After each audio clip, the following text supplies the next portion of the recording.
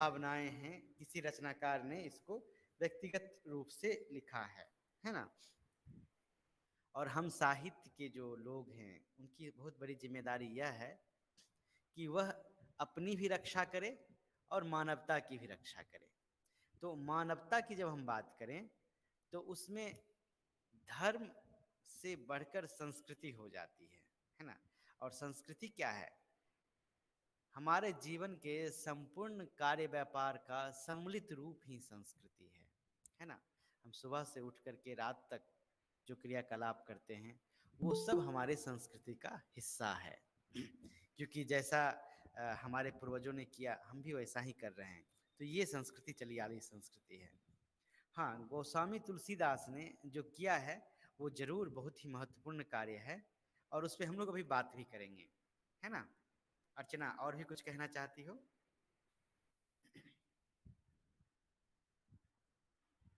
नहीं सर। हाँ, बहुत बढ़िया बेटे। और भी कोई है जो कुछ पढ़ा हो?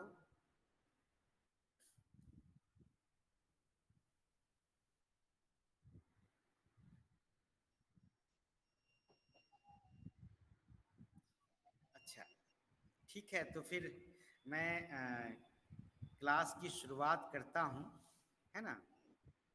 और जैसा कि आपको हमने कल ही बताया था कि हम लोग राम भक्ति काव्य की परंपरा और उसमें तुलसीदास का स्थान, इस विषय पर बात करेंगे। तो राम को लेकर के राम भक्ति काव्य की जो परंपरा है उसको हम थोड़ा सा अ, समझने की कोशिश करते हैं। आखिर ये है क्या? जैसा कि हमने पहले दिन में बताया था कि भक्ति के दो शाखाएं हैं, निर्गुण और सगुण। निर्गुण के अंतर्गत, निर्गुण भक्ति के अंतर्गत संत काव्य और प्रेम काव्य आता है और सगुण के अंतर्गत कृष्ण भक्ति काव्य और राम भक्ति काव्य आता है। कृष्ण भक्ति काव्य पर हमने कल विशद चर्चा की थी और फिर कृष्ण कृष्ण शब्द से लेकर के कृष्ण भक्ति और फिर सूरदास तक की यात्रा की थी कल हमने। कमोवेश आज भी हमारी जो आज हमारी कक्षा का जो स्वरूप है वह भी लगभग वैसा ही रहेगा, पर हम लोग थोड़ा सा सगुन, क्योंकि ये बात हमें कल भी करनी चाहिए थी पर आज मैं उसको आपके सामने रख रहा हूं कि सगुन भक्ति में ईश्वर के सगुन साकार रूप की आराधना की जाती है ना। इसके स्रोत वैदिक काल से ही मिलते हैं। वहां विष्णु की उपासना का संकेत मिलता है, विष्णु की उपासना का संकेत मिलता है। और कहाँ मिलता है? ये वैदिक काल में, जिसमें वेद रचे गए। वैष्णव धर्म का व्यवस्थित रूप हमें विष्णु पूजा के रूप में भागवत धर्म के प्रतिपादक पांच रात्र, सात्वत्व एवं नारायणी धर्म की शाखाओं में देखने को मिलते हैं। ये बहुत ही महत्वपूर्ण है। कल भी हमने जब बात की थी तो जो भागवत पुराण है वहां से हमें कृष्ण भक्ति के स्रोत मिलते हैं। वैसे यहाँ भी भागवत धर्म की जो पद्धति है, पंचरात्र, सात्वत्व एवं नारायणी धर्म, वहीं से हमें सगुण भक्ति की उपासना की का संकेत मिलता है। परमात्मा, मुक्ति, भुक्ति, योग और विषय, ये पंचरात्र जो कहा, वो पंचरात्र जो है उसके 5 रूप हैं, भक्ति के 5 रूप हैं, जिसमें कौन कौन है? परमात्मा है, मुक्ति है, मेरी आवाज जा रही है? जी सर। Yes sir. हाँ। नास्तिक का अर्थ है जो ईश्वर में विश्वास नहीं रखता है और आस्तिक का अर्थ है जो ईश्वर में विश्वास रखता है। अब इसको समझने के लिए बौद्ध और जैन का जो दर्शन है उसे समझना बहुत आवश्यक है। खास करके बौद्ध जैन धर्म का प्रचार प्रसार और बौद्ध धर्म का प्रचार प्रसार 5वीं शताब्दी ईस्वी पूर्व के आसपास बहुत तेजी से हुआ, है ना। और ऐसा माना जाता है कि ये सभी जो नास्तिक दर्शन हैं, धर्म को हम दर्शन से जोड़ कर देखें तो ये सभी जो हैं वो कहीं ना कहीं मानवता को केंद्र में रख करके अपनी बात कहता है ना। और जो आस्तिक दर्शन है उसके केंद्र में ईश्वर है, मतलब ईश्वर ही सर्वशक्तिमान है, ऐसा कहा जाता है आस्तिक दर्शन में। इसलिए हम सभी ईश्वर के संतान हैं। लेकिन जो नास्तिक दर्शन है वह ईश्वर को नकारता है। उसका मानना है कि कोई पुनर्जन्म या ये नहीं है, मनुष्य का यह जीवन जो है वही सबसे महत्वपूर्ण है और वही हर चीज के केंद्र में है ना। तो ये जो सगुण भक्ति की शुरुआत हुई, पंचरात्र धर्म के धर्म प्रवर्तन हुआ, वह मूलतः बौद्ध और जैन जैसे नास्तिक धर्मों का खंडन करने के लिए हुआ था, है ना। अतः कह सकते हैं कि वैष्णव धर्म बौद्ध और जैन धर्मों के विरुद्ध आया था, कह सकते हैं, ऐसा पूरा माना नहीं जा सकता, है ना। आगे चलकर विष्णु के अनेक रूपों को मानने वालों ने सगुण साकार ईश्वर की कल्पना की और भक्ति की सगुण धारा प्रवाहित हुई। मध्यकाल में विष्णु के अवतार कहे जाने वाले राम और कृष्ण को ईश्वर के रूप में स्वीकार कर सामान्य जन की भावनाओं को एक आध्यात्मिक और धार्मिक आधार देने का प्रयास किया गया। कब? मध्यकाल में। इससे पहले राम और कृष्ण ईश्वर के रूप में हमें दिखाई नहीं देते हैं। वह एक राजा के रूप में, पालक के रूप में, मतलब एक मनुष्य के रूप में हमें दिखाई पड़ते हैं मध्यकाल से पहले, है ना। अब हम राम काव्य की परंपरा पर थोड़ी सी नजर डालते हैं, है ना। राम काव्य परंपरा के उद्भव और विकास का अनुशीलन करने के लिए विद्वानों का मानना है कि राम उत्तर वैदिक काल का दिव्य पुरुष है। देखो, उत्तर वैदिक काल, वैदिक काल में हम कुछ संकेत मिलते हैं हमें, जो पंचरात्र जैसी भक्ति पद्धति के बारे में पता चलता है। लेकिन वैदिक काल के बाद राम का जिक्र आता है ना। उत्तर वैदिक काल में राम को दिव्य पुरुष के रूप में चित्रित किया जाता है। और दिव्य पुरुष कौन हो सकता है? कोई भी हो सकता है जिसमें अलौकिक क्षमता हो, है ना। वेद में कुछ जगहों पर राम शब्द का प्रयोग अवश्य हुआ है, पर उसका अर्थ दशरथ के पुत्र राम से नहीं लगाया जा सकता। उपलब्ध सामग्री के आधार पर वाल्मीकि रामायण को आदि काव्य और राम कथा का मूल स्रोत माना गया है। देखो, वाल्मीकि रामायण को और वाल्मीकि रामायण का काल क्या है, इसको लेकर के विद्वानों में अनेक मतभेद है ना। कुछ लोग इसे बुद्ध के पूर्व के काल का मानता है ना। कुछ लोग तीसरी शताब्दी ईस्वी पूर्व के आसपास का मानता है, और कुछ लोग पहली शताब्दी के आसपास भी मानते हैं। जो भाषाविद हैं वो इसकी भाषा के आधार पर बताते हैं कि यह पहली शताब्दी के आसपास की रचना है, मतलब बुद्ध काल के बाद और गुप्त काल के समय, गुप्त काल और शुंग वंश का जो शासन था उस समय के आसपास, है ना। वाल्मीकि रामायण की कथा महाभारत में अनेक स्थलों पर विविध प्रसंगों में वर्णित है। मतलब कि जो वाल्मीकि रामायण की कथा है उसका संदर्भ हमें महाभारत में भी कई जगहों पर देखने को मिलता है ना।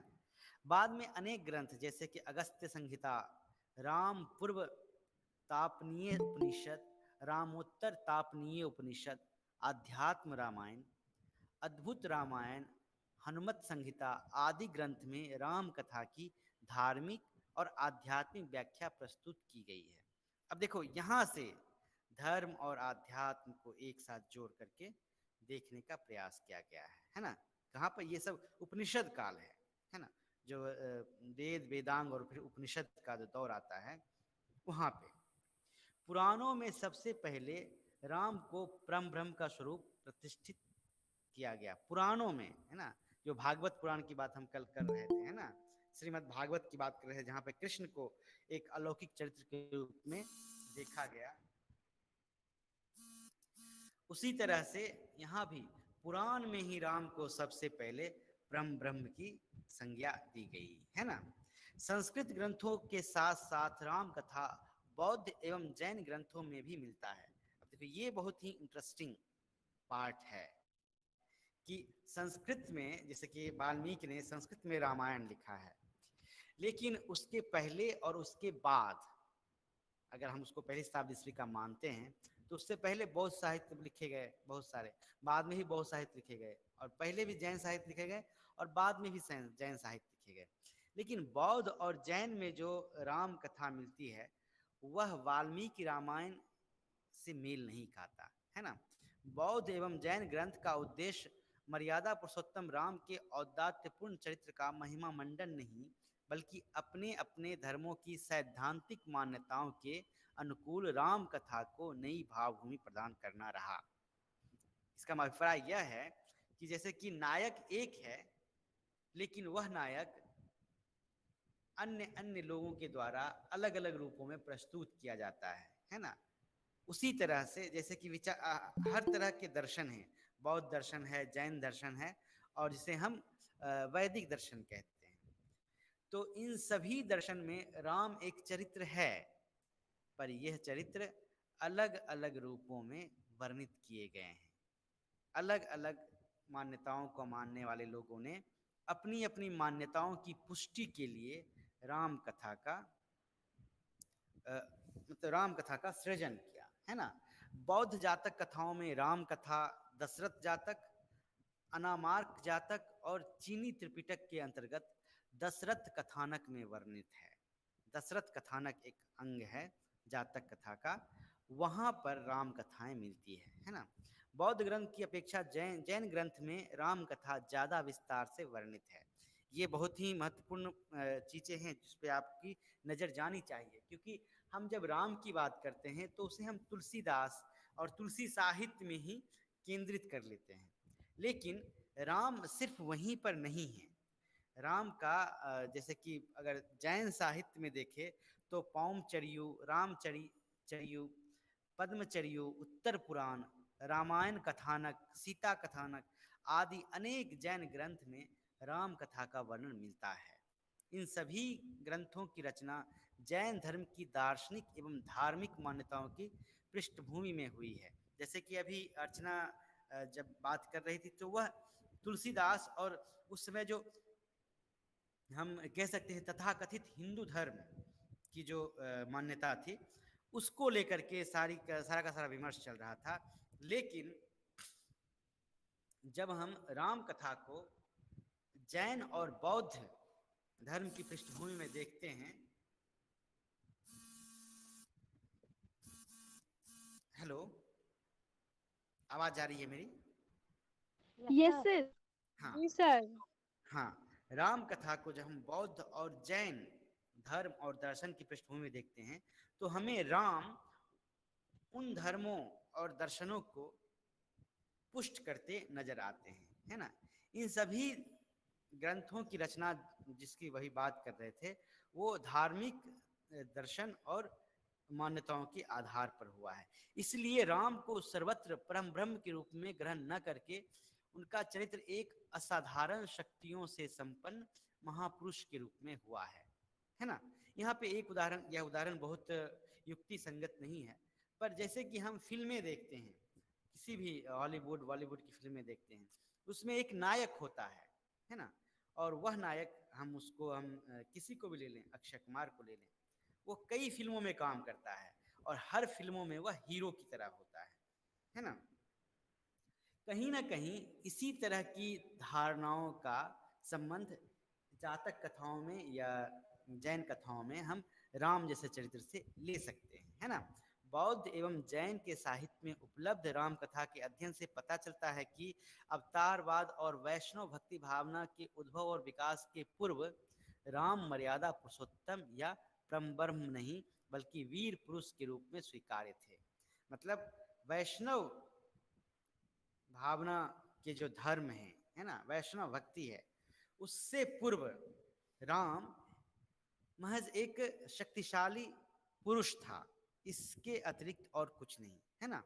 वैदिक युग से लेकर पौराणिक युग तक जैसे जैसे ज्ञान एवं कर्म की अपेक्षा भक्ति का विकास होता गया, वैसे वैसे विष्णु के अवतार के रूप में राम की प्रतिष्ठा होती गई। वैष्णव भक्ति के उद्भव और विकास की इस परंपरा में रामानुजाचार्य, रामानंद आदि आचार्यों ने राम कथा को दर्शन एवं भक्ति की सहज ग्राह्य मनोवैज्ञानिक भावभूमि प्रदान किया। वैष्णव के इन विकास क्रम में सबसे पहले आलवार संतों ने राम भक्ति को अपनी वाणी दी। आलवार, और ये कहाँ थे? दक्षिण में, है ना, तमिलनाडु और केरल के आसपास, है ना। आलवार संतों ने, आलवार और नायनार, जब आपको भक्ति काल के बारे में बताया गया होगा तो जरूर आलवार और नायनार के बारे में बताया गया होगा। आलवार वैष्णव भक्त थे और नायनार शैव थे, और अक्सर शैव और वैष्णव में शिव बरा या विष्णु इसकी लड़ाई और तर्क होते रहते थे, है ना। इसको आगे तुलसीदास में हम लोग देखेंगे। आलवार के यहाँ राम ईश्वर के रूप में स्वीकृत हो चुके थे। बनारस में तुलसीदास ने इस ईश्वरीय चरित्र को अपनी कृति रामचरितमानस में एक उदात्त चरित्र, मर्यादा पुरुषोत्तम, प्रजापालक आदि न जाने कितने विशेषणों के साथ एक सर्वशक्तिमान भगवान के रूप में स्थापित किया। मतलब राम को ईश्वर के रूप में स्वीकार करने की परंपरा उत्तर वैदिक काल में शुरू हुई थी। आलवारों ने इसे ईश्वर का रूप इसको स्वीकृति दी, और फिर तुलसीदास ने राम को एक मर्यादा पुरुषोत्तम, प्रजापालक और न जाने कितने सर्वशक्तिमान उपनामों से संबोधित करते हुए ईश्वर भगवान की उनको भगवान की संज्ञा दी, है ना। यहाँ तक हम राम भक्ति की जो परंपरा है उसके ऊपर थोड़ा सा प्रकाश डालने का प्रयास किया। अब अगर हम तुलसीदास की बात कहें तो तुलसीदास राम भक्ति शाखा के सबसे प्रतिनिधिक कवि हैं। उनके बारे में कई जगहों पे अलग अलग तरह के मत मिलते हैं, और ये कई जगहों मतलब अनेक ग्रंथों में, जैसे कि शिव सिंह सरोज है, मिश्र बंधु विनोद है, गोसाई चरित्र, एक गोसाई चरित्र भी रचना है जिसमें तुलसीदास के बारे में बताया गया है ना। तो इन सभी जगहों पे तुलसीदास को लेकर के अनेक मान्यताएं और मत भिन्नताएं हैं। बावजूद इसके अर्चना ने जो अभी तुलसीदास का परिचय दिया वो लगभग सभी जगह पे उसी तरह के परिचय मिलते हैं, है ना। इनके द्वारा, आचार्य शुक्ल ने इनके द्वारा करीब 12 छोटे बड़े ग्रंथ बताए गए हैं। बड़े ग्रंथों में दोहावली, कवित्र रामायण, गीतावली, रामचरितमानस, रामाज्ञा प्रश्नावली और विनय पत्रिका है ना। और छोटे ग्रंथों में रामलला नहछू, पार्वती मंगल, जानकी मंगल, वरवय रामायण, वैराग संदीपनी, कृष्ण गीतावली जैसी रचनाएं हैं। हाँ, ये जितनी भी रचनाएं हैं उसमें बाकी सभी रचनाएं अवधि में है, सिर्फ कृष्ण गीतावली ब्रज भाषा में लिखी गई है।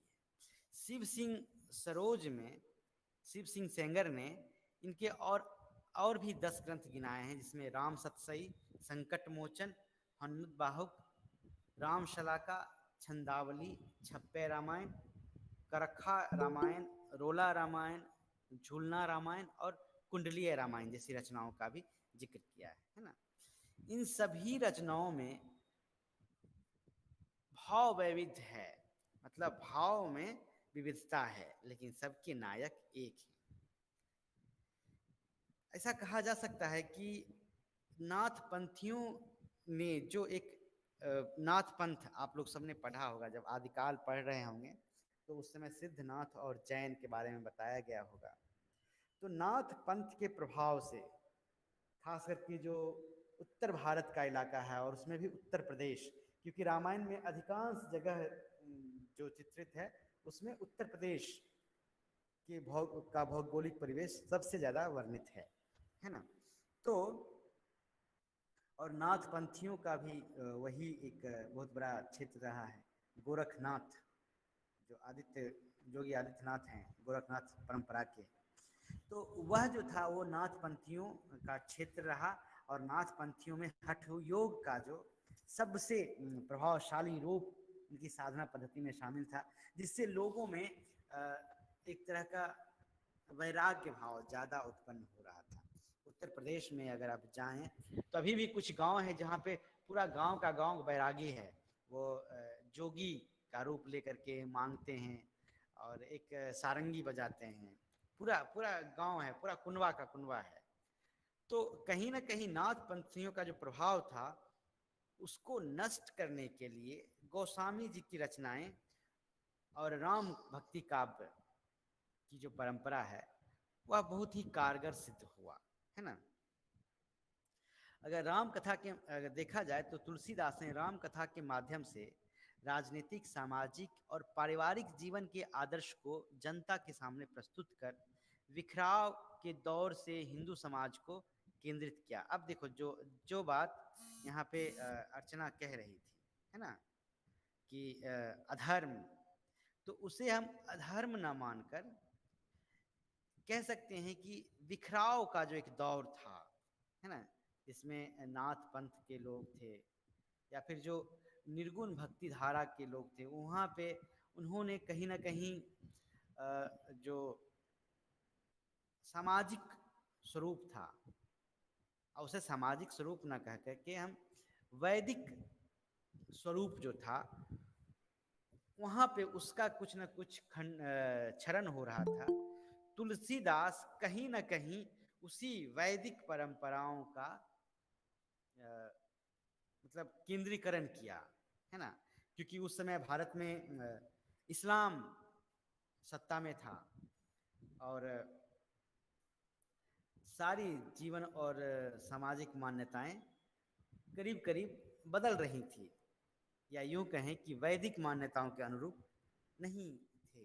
तो इसलिए हम कह सकते हैं कि तुलसीदास ने जो हिंदू समाज में बिखराव था उसको केंद्रित करने का प्रयास किया। और वह केंद्रीकरण का प्रयास किस तरह से था, तो वह राम एक आदर्श चरित्र था जिसके माध्यम से वह एक आदर्श पुत्र, एक पिता, इस तरह का चित्रण किया है ना। हम अगर देखें तो इनकी भक्ति भावना कबीर आदि निर्गुण भक्तों की ज्ञानमयी की भांति रहस्यमयी नहीं थी। अगर भक्ति के तुलसी के निर्गुण संतों के यहाँ देखे तो वहाँ पे भक्ति का जो रूप है वह थोड़ा सा अबोध है लोगों के लिए, क्योंकि वहाँ के कबीर की जो उलटवासियाँ हैं वह लोगों को समझ में नहीं आती।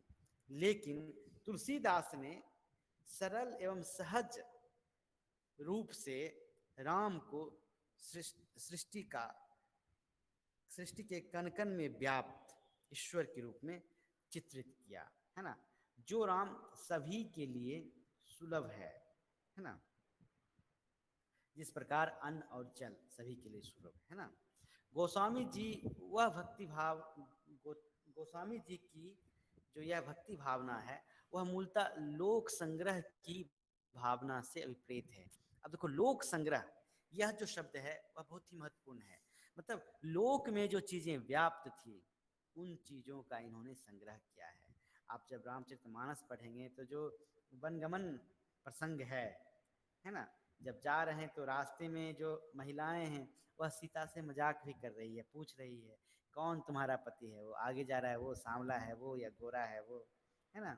या फिर जब एक नवविवाहिता जाती है तो उसे देखने को बहुत सारे लोग होते हैं, लोगों में आतुरता होती है, उत्सुकता होती है।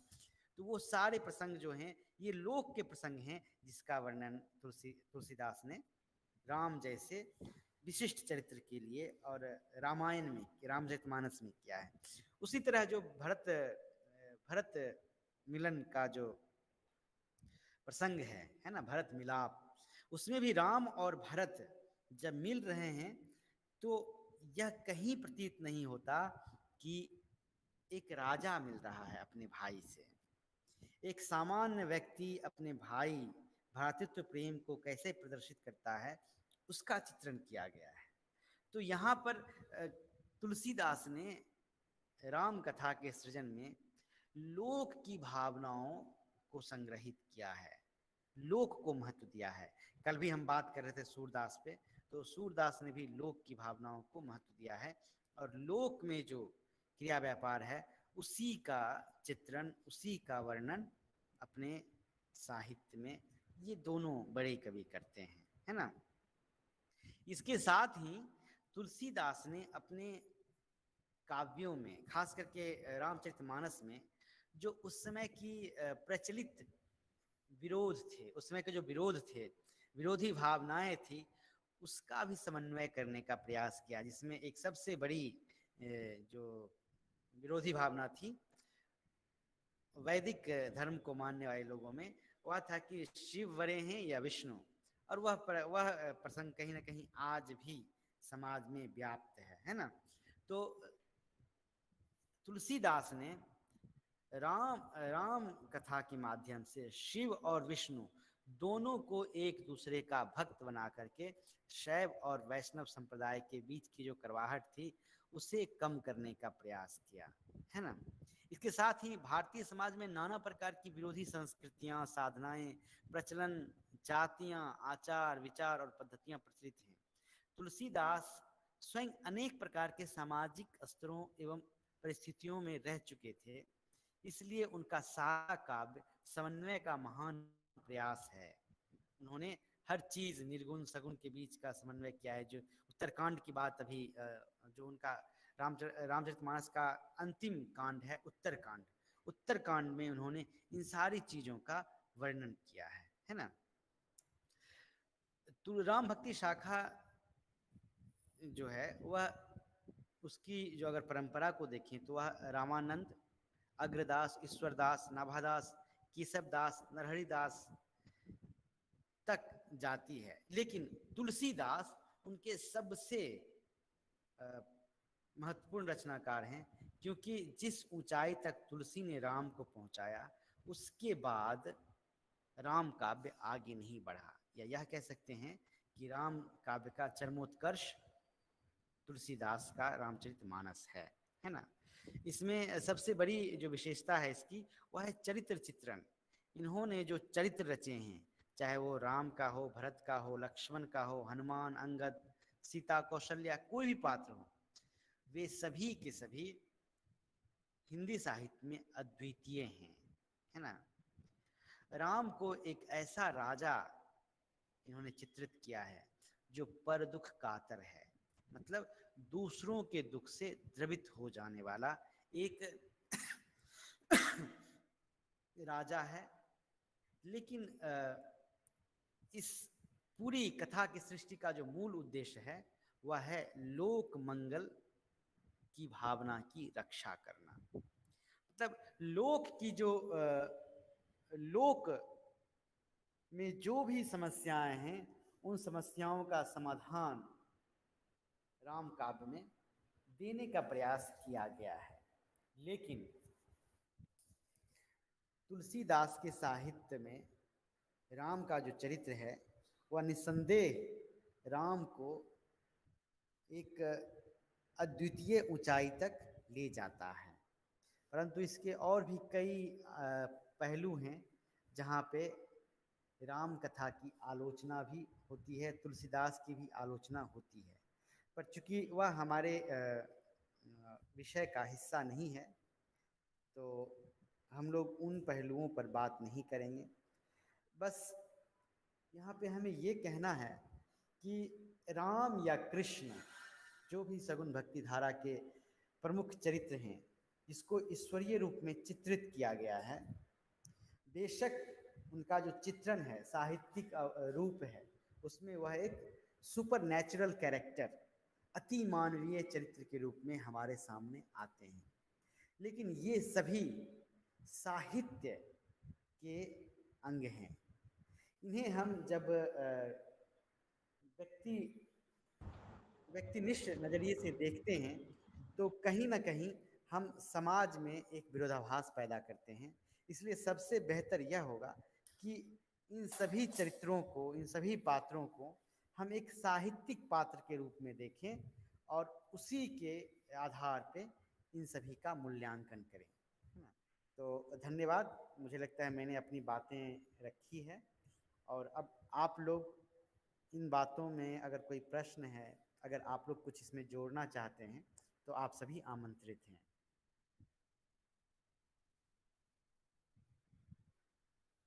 हाँ, आप लोग सभी प्रश्न पूछ सकते हैं। Hello sir. हाँ रीना बताओ।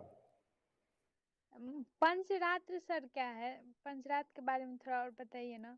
अच्छा, मैंने बताया कि वैदिक काल में सगुन भक्ति को लेकर के एक पद्धति विकसित हुई, है ना। तो यह भक्ति की एक पद्धति है, इसमें 5 तत्व समाहित है, और यह 5 तत्व है परमात्मा, मुक्ति, भुक्ति, योग और विषय, है ना। इसी का जो सामवेद ग्रहण है वही पंचरात्र है ना। परमात्मा, मुक्ति, भुक्ति, योग और विषय। जैसे कि आप लोग नवधा भक्ति आपने पढ़ा होगा, जब कबीर को पढ़ रहे होंगे तो वहाँ आपने नवधा भक्ति का, भक्ति में 9 चीज़ों को जो शामिल किया गया है, पूजा, वंदन, कीर्तन, नाम, सुमरन, ये सारी चीज़ें जो उसमें 9 हैं, वैसे ही यहाँ पे 5 हैं, है ना। भक्ति इस पंचरात्र में परमात्मा होगा, है ना। परमात्मा से मुक्ति की बात होगी, परमात्मा से जो जीवन है उसमें जो संकट हैं उससे मुक्ति। जैसे हनुमान बाहुक की रचना जब करते हैं तो वो गठिया रोग से पीड़ित हैं और उससे मुक्ति के लिए वह हनुमान बाहुक का सृजन करते हैं। तो ये सब जो है यही पंचरात्र है, और ये 5 तत्व आपको याद रखने होंगे: परमात्मा, मुक्ति, भुक्ति, योग और विषय।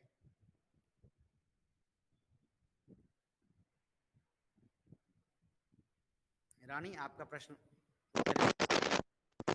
हेलो। हाँ अहमद, बताओ।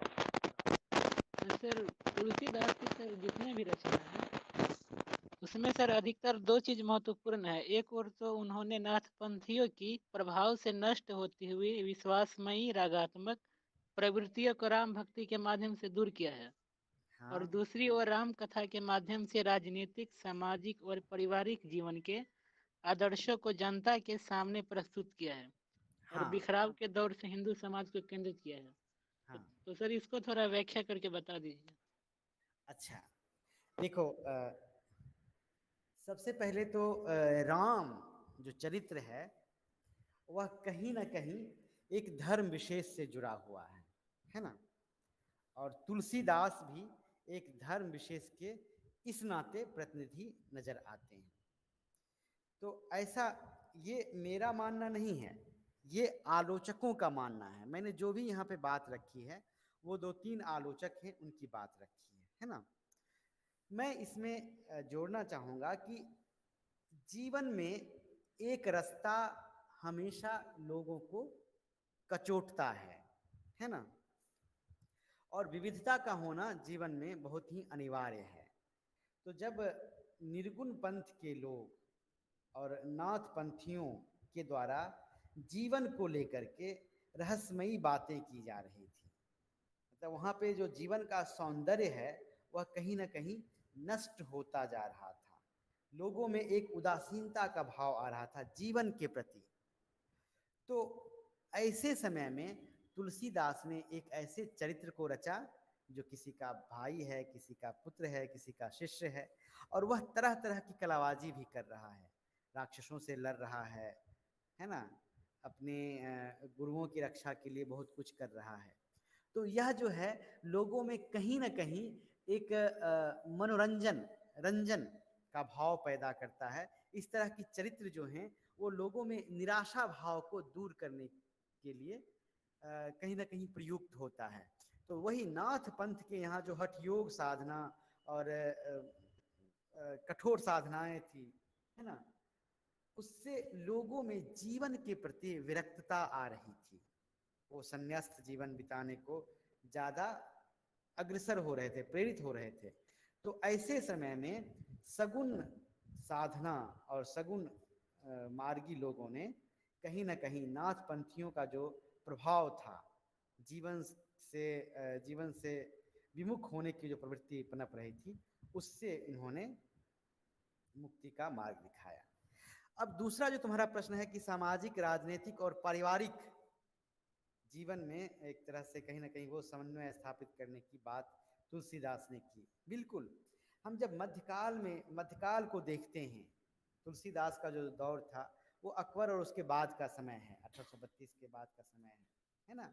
1865 के आसपास, सॉरी 1565 के आसपास रामचरितमानस की रचना हुई, ऐसा अनुमान है ना।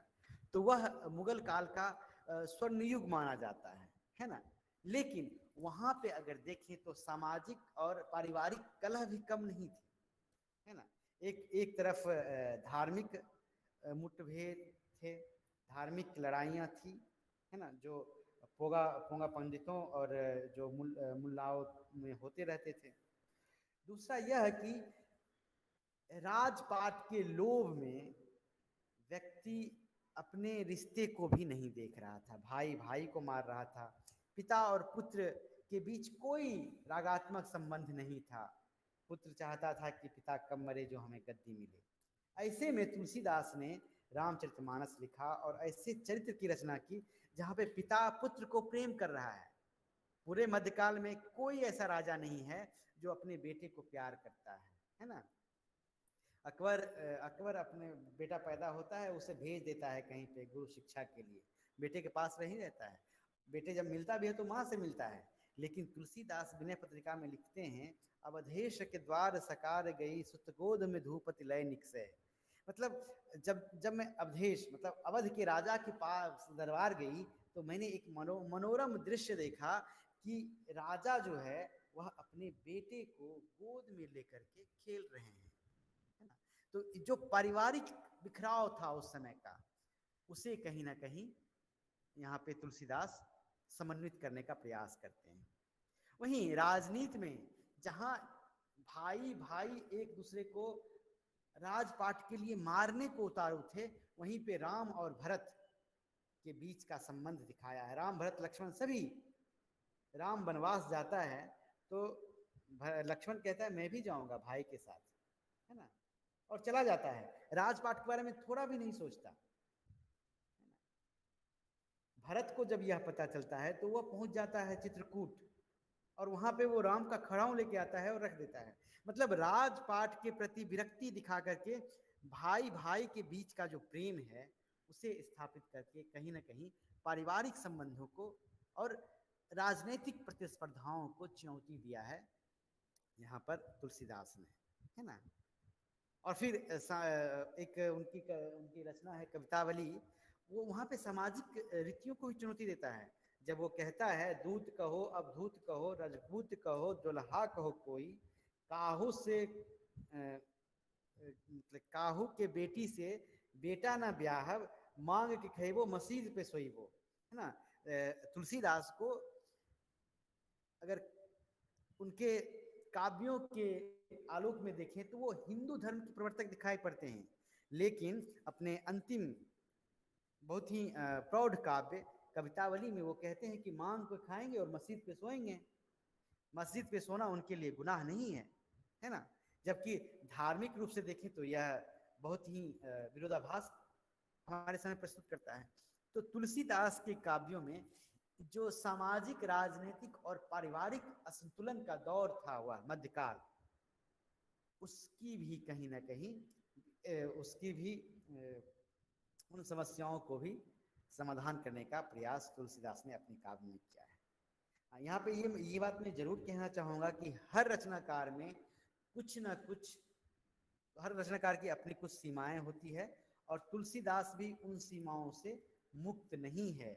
जब वे जाति और वर्ण की बात करते हैं तो वह भी कहीं ना कहीं वैदिक मान्यताओं को ही पुष्ट कर रहे होते हैं। लेकिन बाकी जो दो चीजें आपने जो दो प्रश्न बताया, उसमें तुलसीदास कहीं ना कहीं सफल होते हमें दिखते हैं। अहमद जी सर। धन्यवाद। जी सर, मेरा एक क्वेश्चन है। हाँ हाँ बिल्कुल आलोक जी, जैसे उस समय मध्यकालीन सत्ता मुसलमानों की सत्ता थी। हाँ। मध्यकालीन मुस्लिम सत्ता युग में हिंदू संस्कृति को नष्ट होने से सुरक्षित करने के लिए तुलसीदास के इस रामायण चरितमानस का क्या योगदान था उस समय? अच्छा, ये प्रश्न थोड़ा सा मुझे लगता है कि बहुत विरोधी विचारों से प्रेरित है। कहीं भी ये हमें प्रमाण नहीं मिलते हैं कि मुस्लिम सत्ता ने हिंदू संस्कृति को नष्ट किया। हाँ, शुरू में वो आक्रमणकारी थे। जब वो आक्रमणकारी थे तो यहाँ के जो मंदिर थे उसको लूटा है ना, और भी बहुत सारे ऐसे कार्य उन्होंने किया है वहाँ उस समय के जो आक्रमणकारी थे, जिससे यह कहा जा सकता है कि हिंदू धर्म को ठेस पहुंचा है।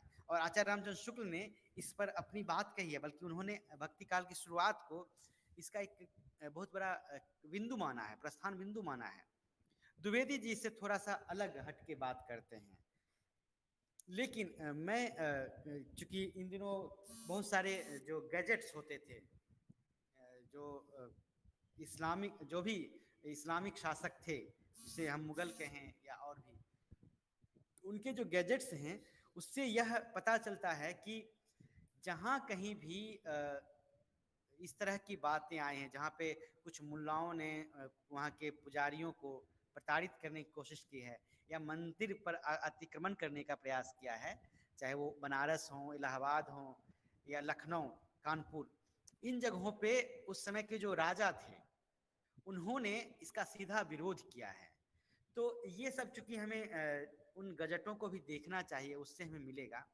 अगर ऐसा होता तो ऐसा माना जाता है कि मुगल दरबार में जो कई रानियां थी वो हिंदू संस्कृति को मानने वाली थी, और कई जगह ऐसे हैं, भारत के ऐसे कई जगह हैं जहाँ पे मंदिर और मस्जिद साथ बने हुए हैं।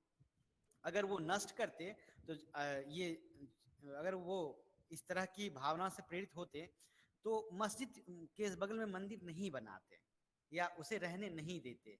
तो ये देखो, ये जो प्रश्न है थोड़ा सा मुझे लगता है कि जो तुलसीदास के काव्य हैं उससे कम मेल खाता है। तुलसीदास अगर इस तरह की चीजें अगर होती तो तुलसीदास तो मुगल शासक के दौर में थे, इन रचनाओं को उस समय जला दिया गया होता, लेकिन ऐसा कोई प्रमाण नहीं मिलता है।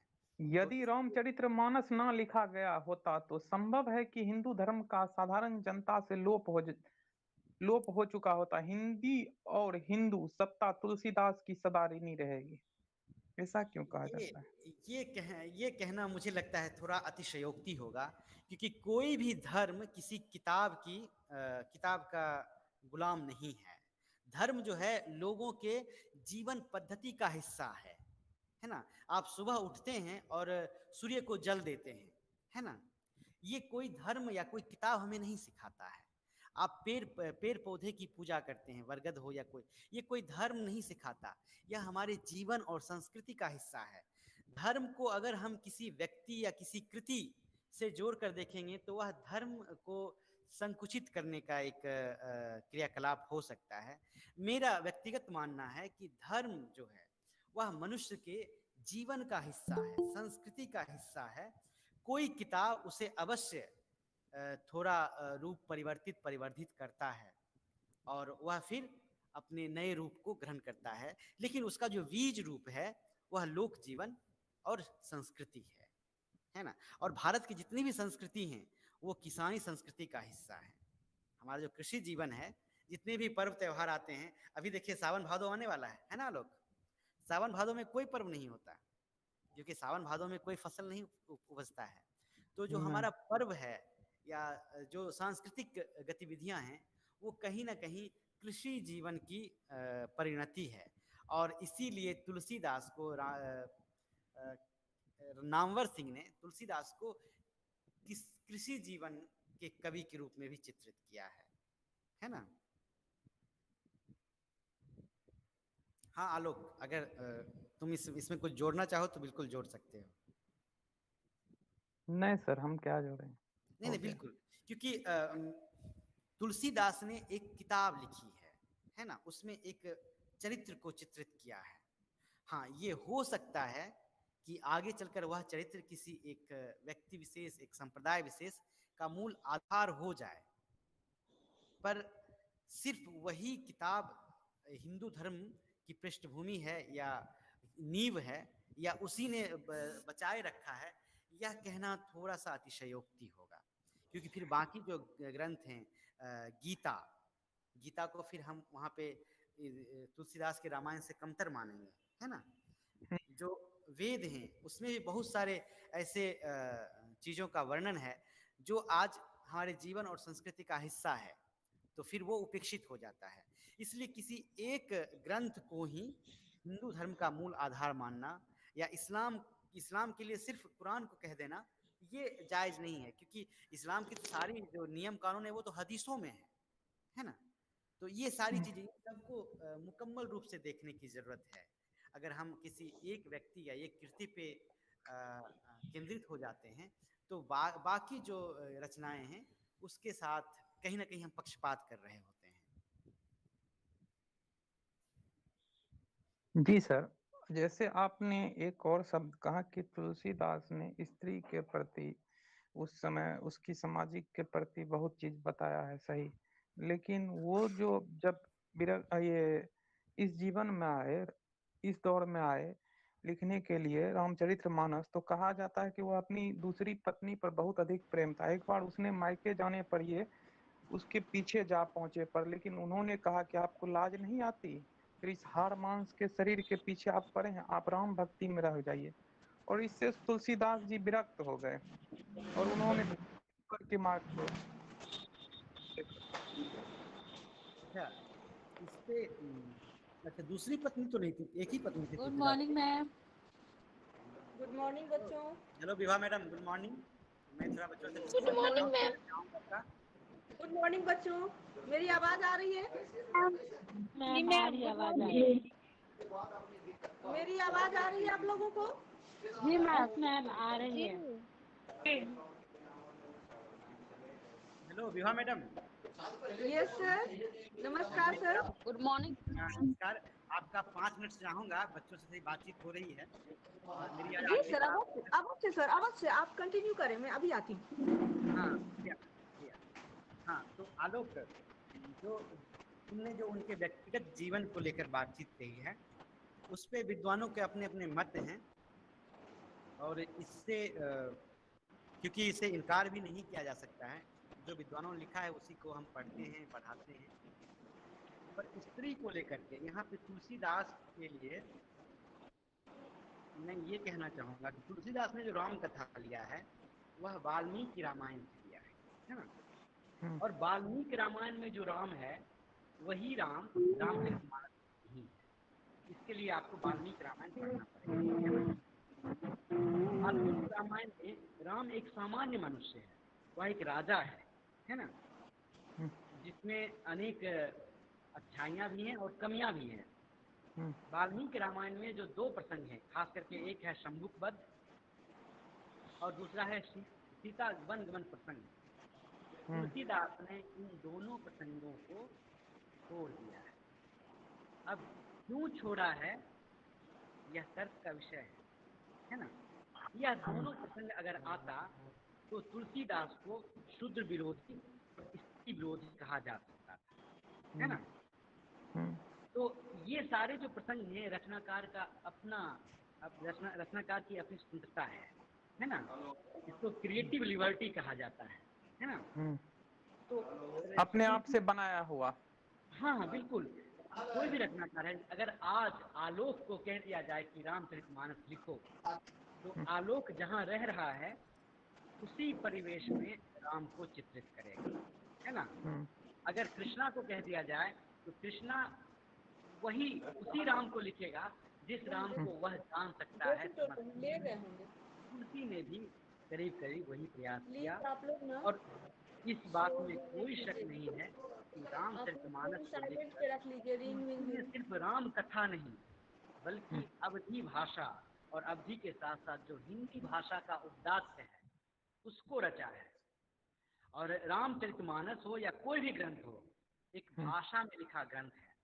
चरित्र चाहे कोई भी हो, लेकिन उसने उस चरित्र के माध्यम से उस भाषा को, उस भाषाई संस्कृति को एक महत्तम ऊंचाई प्रदान की है ना।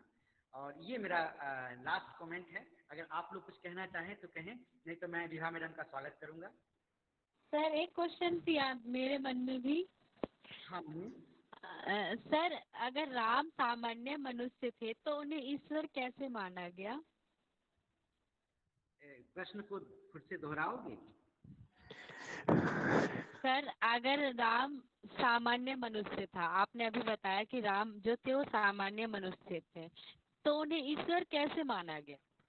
अच्छा, मुझे लगता है आप लोगों ने मेरी बात को पूरे मतलब जो संपूर्णता में नहीं सुना। मैंने ये कहा कि वाल्मीकि ने राम को एक सामान्य मनुष्य के रूप में चित्रित किया है और ये जो राम है, चाहे वो बौद्ध साहित्य में हो, जैन साहित्य में हो, या संस्कृत साहित्य में हो, या अवधी साहित्य में हो, या फिर हिंदी साहित्य में हो, यह एक काव्य का चरित्र है, कथा का नायक है ना। इसे साहित्य के विद्यार्थी को उस तरह से देखना चाहिए। हम यहाँ पे राम की भक्ति भावना नहीं कर रहे हैं, बल्कि रामचरितमानस जो काव्य है, या तुलसीदास जो कवि हैं, उनके साहित्य के बारे में या उस साहित्यिक अवदान के बारे में बात कर रहे हैं, है ना। ईश्वरीय सुपर नेचुरल एक थ्योरी है, सुपरमैन की थ्योरी है, जो पूरे वैश्विक पटल पर द्वितीय विश्व युद्ध के बाद आता है। जो आप लोग जब पाश्चात्य काव्यशास्त्र पढ़ेंगे, उस समय जब प्रथम विश्व युद्ध हो जाता है तो 1930 के आसपास एक आंदोलन चलता है, जिसे हम एब्सर्डिटी या फिर ये इंडिविजुअलिज्म इंडिविजुअलिज्म का दौर कहते हैं, है ना। वहाँ पर सुपरमैन की थ्योरी आती है, और आप देखते हैं उसके बाद बॉलीवुड में सुपरमैन, स्पाइडरमैन, क्या क्या बहुत सारी फिल्में बनती हैं उसके बाद वही थ्योरी को लेकर के। भारतीय संस्कृति में यह जो धारणा है, हमें वो मध्यकाल में दिखता है, जब कृष्ण जो है वो अंगूठे पे एक पर्वत उठा लेता है। ये क्या है? सुपर नेचुरल हीरोइज्म है। और ये सभी हीरो जो हैं, ये सभी नायक जो हैं, हमारे साहित्य के, संस्कृति के हिस्सा बनते हैं, है ना। तो यहाँ पे कहीं से भी हम किसी ईश्वर या किसी परमात्मा की बात नहीं कर रहे हैं, है ना। हम बता रहे हैं कि तुलसीदास के नायक राम हैं, और तुलसीदास ने इस राम को एक महत्तम ऊंचाई दी है, जिसके कारण आज राम जन जन का सृजनहार बना हुआ है ना। और यह लगभग, जैसे कि आप होरी के बारे में पढ़ते हैं, गोदान पढ़ते हैं, और जब किसान की बात आती है तो आपके दिमाग में होरी आता है ना। तो होरी एक ऐसा चरित्र गढ़ा प्रेमचंद्र ने, जो आज किसान का प्रतिनिधित्व कर रहा है ना। तो इसीलिए मैंने यहाँ भी कहा कि राम जो है वह राजा, किसी काव्य में राजा दिखाए गए हैं, किसी में महापुरुष दिखाए गए हैं, और किसी में एक अलौकिक चरित्र, है ना। लेकिन उसको साहित्य के विद्यार्थी होने के नाते साहित्य के फ्रेमवर्क में हमें देखना चाहिए। ये हमारा आग्रह है आप सभी से। बाकी हर कोई क्या कहते हैं, वही वही जो राम रुचि राखा, तुलसीदास ने ही कहा है ना। तो जिसके जाकी रही भावना जैसी प्रभु, तो ये सभी जो हैं वो सब हम सबके सामने हैं। मैं यहाँ पे एक चीज़ और बताना चाहूँगा। कल जैसे बच्चों से मैंने बात किया था, तो मैंने बताया था कि मैं अपने कॉलेज का जो लिंक है वो आप सबसे शेयर करूँगा, है ना। आप लोग अगर, मैंने कॉलेज का लिंक कल भी शेयर किया था, तो उसमें जाएंगे, सबसे नीचे ई कंटेंट है। अगर आप चाहें तो मैं आपको लैपटॉप में दिखा सकता हूँ, है ना। Yes sir. देखिए मैडम, विभा मैडम, 2 मिनट और ले रहा हूँ आपका। विभा मैम। सर मैम पीछे चली गई। अच्छा ठीक है, तो फिर ऐसा करते हैं कि आप लोग rcscollege.ac.in जाइएगा, वहाँ पे सब कुछ मिल जाएगा, या फिर रामचंद्र सिंह कॉलेज मंझौल सर्च कीजिएगा, नेट पे मिल जाएगा। और फिर कोई दिक्कत हो तो हमें बताइएगा। शुक्रिया। मैं मैडम का हेलो सर। इसलिए आप हेलो। आप, हाँ हेलो। हाँ सर, एक और क्वेश्चन बता दीजिए। अच्छा देखो, मैडम का क्लास का समय है, तो मैडम का टाइम है, नंबर है, आप नंबर लेकर बात कीजिएगा। सॉरी मैम, आप क्लास कंटिन्यू करें।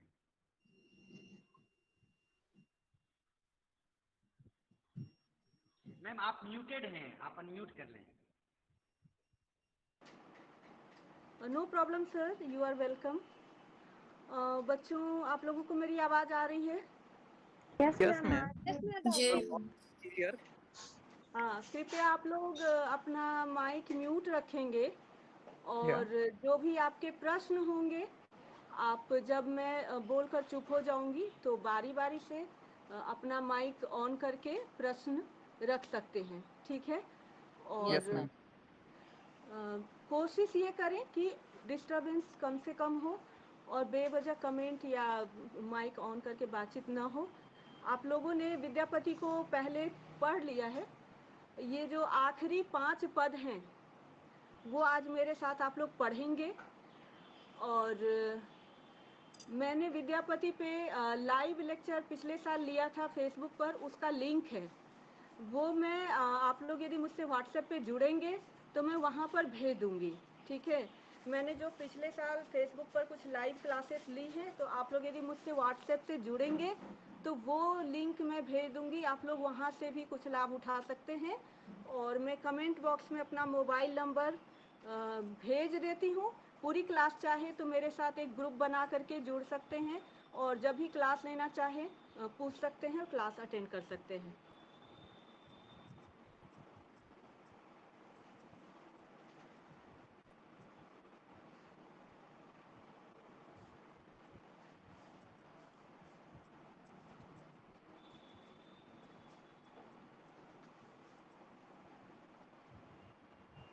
आते हैं आज के पद पर।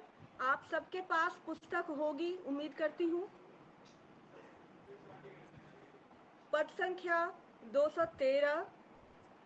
कुसुमित कानन हेरी कमल मुखी, मूंदी रहे दो न्यान। कोकिल कलरब मधुकर धुनि सुनी, कर दई झांपई कान। माधव सुन सुन वचन हमारा, तू अगुन सुंदरी अति भेल दूबरी। गुनी गुनी प्रेम तोहारा। धरनी धरि धनी कत बेरी बैसई, पुनि तही उठई न पारा। कातर दीठ करी चौदिस हेरी हेरी, नयन गरे जल धारा। तोहर बिरह दिन छन छन तनु छिन, चौदिस चंद समान।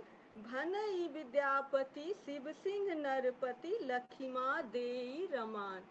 विरह का वर्णन है। आप लोगों ने विद्यापति के अब तक जितने पद पढ़े हैं उससे आप लोग प्रसंग को समझ रहे होंगे। व्याख्या लिखने की एक विधि होती है, एक प्रविधि होती है, जिसमें सर्वप्रथम संदर्भ लिखा जाता है। तो यहाँ संदर्भ है विद्यापति पदावली, संवादक रामवृक्ष बेनीपुरी, पद संख्या 213। और प्रसंग में नायिका के विरह का वर्णन है, और उस विरह वर्णन में यदि विरह की स्थिति में बसंत ऋतु आ जाए तो विरह की पीड़ा और बढ़ जाती है। हिंदी में कहावत है, करेले ऊपर नीम, है ना। तो फिर करेले ऊपर नीम जैसी स्थिति है नायिका की। कुसुमित यानी पुष्पों से लदा हुआ, पुष्पों से सजा हुआ। कानन वन उपवन, हेरी, हेरी मतलब देखती है।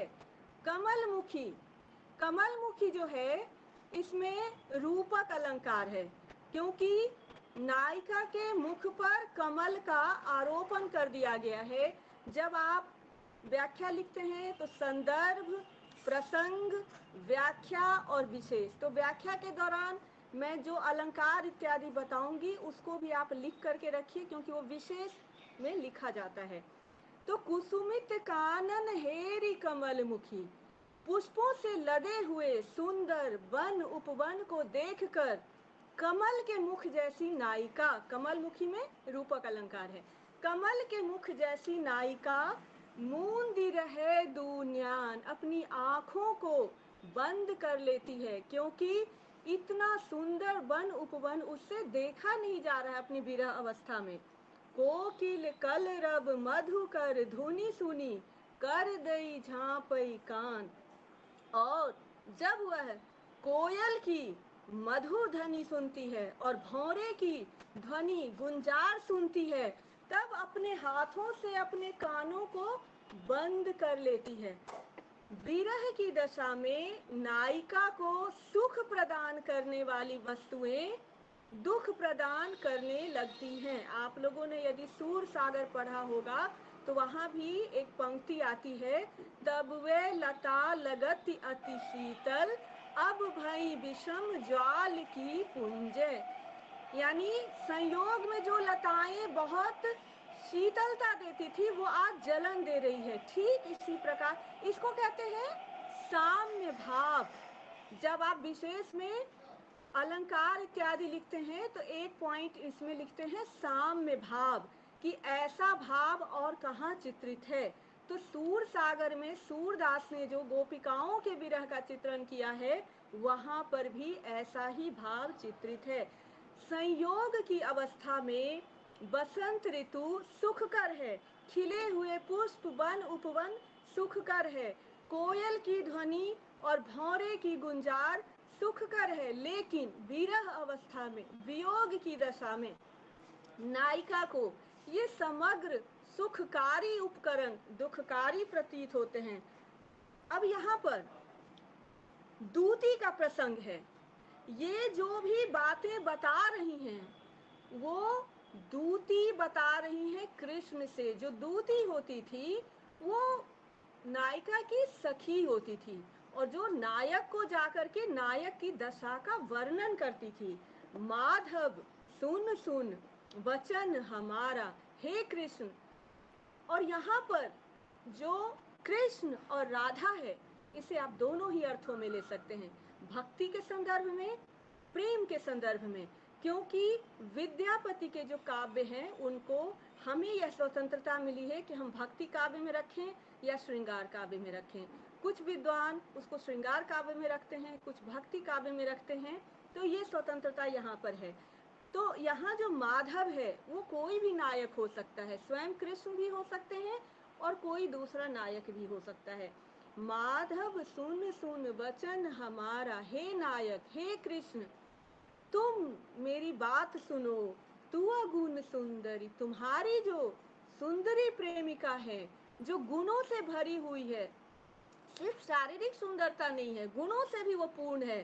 तुम्हारी जो गुणवती सुंदरी नायिका है अति भेल दूबरी, दूबरी यानी दुबली हो गई है, कृशकाय हो गई है, विरह की पीड़ा के कारण कमजोर हो गई है। गुनी गुनी प्रेम तोहारा। अब ये देखिए गुनी गुनी में वीप्सा अलंकार है। जब एक ही शब्द दो बार आए और उसका अर्थ सेम हो, यानी एक ही अर्थ हो, अर्थ परिवर्तन न हो, तो वहाँ वीप्सा अलंकार होता है। गुनी गुनी अर्थात तुम्हारे गुणों को याद करके, तुम्हारे गुणों का स्मरण करके, मनन करके, चिंतन करके वो बहुत दुबली हो गई है। धरनी धरी धनी कत बेरी बैसे, वह इतनी कमजोर हो गई है कि खड़ी नहीं रह पाती है, धरती को पकड़ करके सहारा लेकर के बैठती है। पुन तही उठ ही न पारा, और जब एक बार बैठ जाती है धरती पर तो उठ नहीं पाती है। कातर दीठी करी चौदिस हेरी हेरी, नयन गरे जलधारा। कातर दृष्टि कहते हैं जो ऐसी दृष्टि जिसमें बहुत विवशता का चित्रण हो, और विवश दृष्टि से वो चारों ओर देखती है, तुम्हें ही खोजती है, और आंखों से आंसू की नदी बहती है। गरना यानी चूना, बहना। तोहर विरह दिन छन छन तनु छिन, फिर छन छन में विप्सा अलंकार है। तुम्हारे वियोग में वो प्रत्येक क्षण शरीर से कमजोर हो रही है। तनु यानी शरीर, छीन यानी पतली, कमजोर। चौदिस चंद समाना, जैसे कृष्ण पक्ष की चतुर्दशी का चांद बिल्कुल छीन हो जाता है, पतला हो जाता है, वैसा ही उसका तन हो गया है। भनई विद्यापति शिव सिंह नरपति, लखिमा देई रमान। विद्यापति कहते हैं कि जो राजा शिव सिंह हैं वो नरपति हैं, विष्णु के समान हैं, और जो रानी लखिमा है वो रमा यानी लक्ष्मी के समान है। और यह जो शिव सिंह और लखिमा की जोड़ी है उसे वो विष्णु और लक्ष्मी की जोड़ी के समान बताते हैं। यहाँ इस बात पर हमें ध्यान देना होगा कि विद्यापति राज्याश्रित कवि हैं और इसीलिए राजा शिव सिंह के आश्रय में रह करके उन्होंने विद्यापति पदावली लिखी थी, और इसीलिए पद के अंत में उन्होंने ऐसा लिखा है, शिव सिंह और लखिमा का वर्णन किया है। इस पद के अंतर्गत यदि आप लोगों को कोई शब्द या कोई पंक्ति समझ में न आई हो तो पूछिए, अन्यथा हम लोग आगे बढ़ेंगे क्योंकि हमारे पास समय कम है और 5 पद हमें पूरे करने हैं। यदि कोई प्रश्न है, जिज्ञासा है मन में, तो अपना माइक ऑन करके आप अपनी बात रख सकते हैं।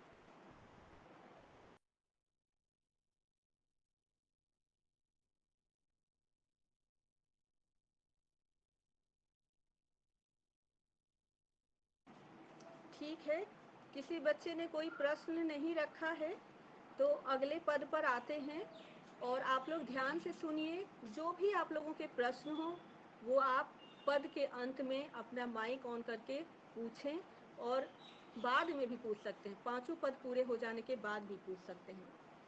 सरदक ससधर मुख रुचि सौंपलक हरिन के लोचन लीला, केस पास ले चमरी के सौंपलक पाए मनोभव पीला।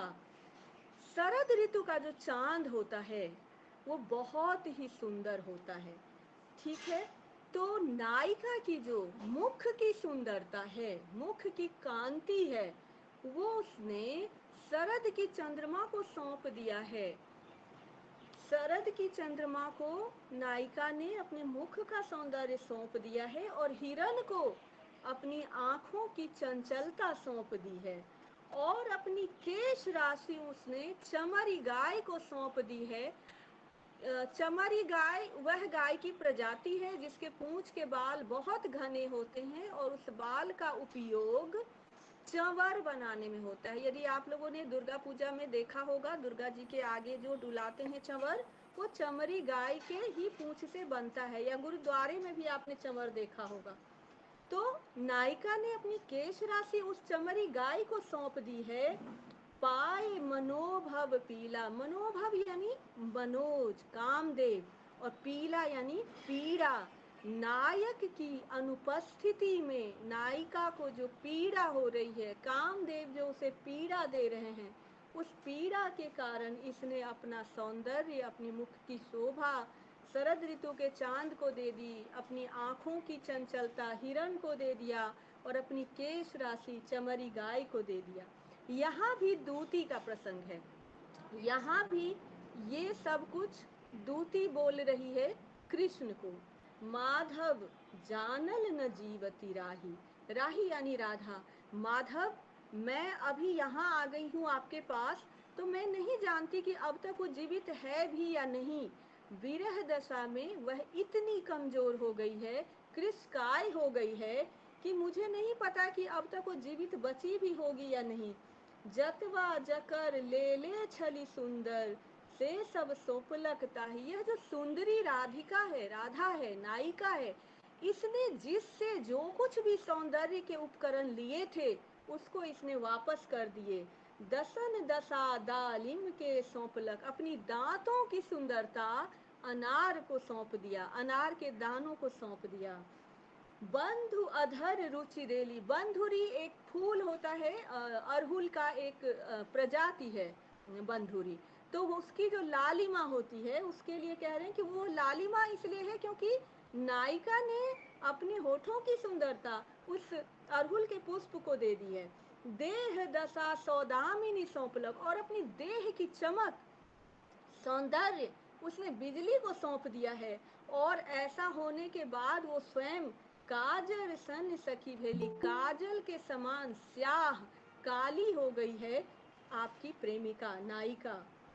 भौहक भंग अनंग चाप दिहु कोकिल के दिहु बानी, उन्होंने अपने भौं की वक्रता, भौं का सौंदर्य कामदेव के धनुष को दे दिया। अनग यानी कामदेव, उसके धनुष को दे दिया और अपनी बोली, अपनी आवाज कोयल को दे दी।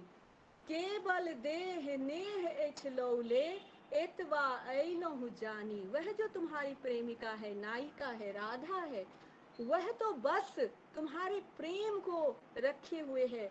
अपने संपूर्ण शरीर में यदि वो कुछ बचा पाई है तो वो सिर्फ और सिर्फ तुम्हारा प्रेम बचा पाई है, और मैं तो इतना ही जान करके यहाँ तुम्हें बताने के लिए आई हूँ। भनई विद्यापति सुन बर जौबती चित्त झखे जनु आने, राजा शिव सिंह रूप नारायण लखिमा देई रमाने। विद्यापति कहते हैं, भनई विद्यापति यानी विद्यापति कहते हैं कि हे श्रेष्ठ सुंदरी युवती, तुम अपने हृदय में किसी प्रकार की आशंका को मत आने दो। यहाँ पर आशंका को नहीं आने देने से तात्पर्य है कि तुम अपने नायक के प्रेम पर विश्वास रखो, वो अवश्य वापस आएंगे तुम्हारे पास। और यहाँ फिर पद के अंत में राजा शिव सिंह रूप नारायण लक्ष्मा देई रमाने विद्यापति कहते हैं कि जो राजा शिव सिंह हैं वो नारायण अर्थात विष्णु का रूप है और लक्ष्मा जो है वो लक्ष्मी का रूप है। और कृष्ण भी विष्णु का ही अवतार हैं, आप सभी जानते हैं, और राधा भी लक्ष्मी का अवतार हैं, सभी जानते हैं। और विद्यापति राज्याश्रित कवि हैं राजा शिव सिंह के, इसलिए हर पद के अंत में उनका नाम देते हैं और एक तरह से उनके प्रति आभार व्यक्त करते हैं। अभी हम लोगों ने पद संख्या 213 और 214 पढ़ लिया है। यदि आपको किसी प्रकार का प्रश्न हो, जिज्ञासा हो, कोई दिक्कत हो तो आप पूछ सकते हैं अपना माइक ऑन करके, अन्यथा हम लोग आगे बढ़ेंगे।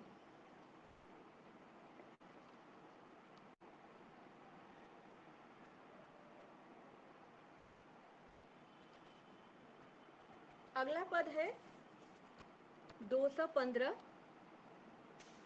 आए उन्मद समय बसंत, दारुण मदन निदारुण कंत। अब यहाँ देखिए टेक लिखा हुआ है। जो गीत गेय होते हैं, और विद्यापति के काव्य की भी ये विशेषता है कि विद्यापति के जो पद हैं वो गेय हैं। गेय अर्थात जिनको हम गा सकते हैं। तो जहाँ भी गेय पद होते हैं तो उसके ऊपर की जो दो पंक्तियाँ होती है उसको टेक कहते हैं या फिर स्थाई कहते हैं। और वह जो टेक पंक्ति होती है वो बार बार दोहराई जाती है।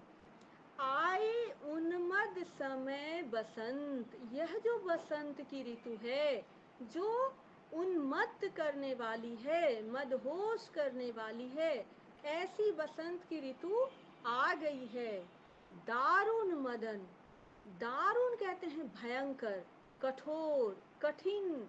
यह जो मदन है, कामदेव है, वह बहुत ही कठोर है, कठिन है, क्योंकि बसंत ऋतु में कामदेव पीड़ा दे रहा है। दूसरी तरफ कंत अर्थात पति या प्रेमी जो भी कह ले, वो निदारुण है अर्थात निर्दयी है। यानी जो नायिका है उसको एक तो नायक पीड़ा दे रहा है और दूसरे बसंत की ऋतु उसे पीड़ा दे रही है। ऋतुराज आज विराज है सखी, नागरी जन वंदिते। नायिका कह रही है कि आज यानी वर्तमान में अभी यह जो ऋतुओं का राजा बसंत विराज कर रहा है यानी शोभित हो रहा है, पधार चुका है। और नगर की स्त्रियां, नागरी यानी नगर की स्त्रियां जिसकी वंदना कर रही हैं, नगर की स्त्रियां और लोग, जन यानी लोग, नगर की स्त्रियां और लोग इस बसंत ऋतु की वंदना कर रहे हैं, प्रशंसा कर रहे हैं। नव रंग नव दल देखी उपवन, सहज शोभित कुसुमिते। इस बसंत ऋतु में नए नए रंग हैं, नई नई पंखुड़ियां हैं। दल कहते हैं पुष्प की पंखुड़ी को। तो उपवन में जो नए नए रंग हैं, नई नई पंखुड़ियां हैं और सहज रूप से जो फूले हुए फूल हैं जो सुशोभित हो रहे हैं, यह सब कुछ नायिका की पीड़ा को बढ़ा रहा है। शरद ऋतु के जितने भी सौंदर्य के उपकरण हैं वो नायिका को सता रहे हैं, उसे प्रेमी की याद दिला रहे हैं, उसके दुख को बढ़ा रहे हैं। आरे कुसुमित कानन कोकिल साद, कहती है कि अरे यह जो वन उपवन में फूले हुए फूल हैं और उस पर से कोयल गा रही है, उसके जो गाने की तान है, ध्वनि है, वह सुन करके तो मुनि हुक मानस उपजु विषाद। यह प्रेम को बढ़ाने में इतना सहायक है कि जो ऋषि मुनि जिनका अपने हृदय पर नियंत्रण होता है, उनके हृदय में भी दुख उत्पन्न हो जाता है, उनके हृदय में भी विषाद उत्पन्न हो जाता है। फिर नायिका तो अपने आप को बहुत ही सामान्य श्रेणी में मानती है कि जब ऋषि मुनि के हृदय में वियोग की पीड़ा उत्पन्न हो जाती है तो मेरी स्थिति तो समझी जा सकती है। अति मत मधुकर मधुर रब कर मालती मधु संचिते, कहते हैं कि यह जो मतवाला अति मतवाला भौरा है वह मधुर ध्वनि करके, रब यानी स्वर, ध्वनि, मधुर ध्वनि करके मालती पुष्प के मधु को संचित कर रहा है, उसको वह ले रहा है, यानी मालती में जो मधु का संचय हो रखा है उसका पान कर रहा है। और ऐसे प्रेम की ऋतु में नायिका विरह की पीड़ा को अनुभव कर रही है। समय कंत उदंत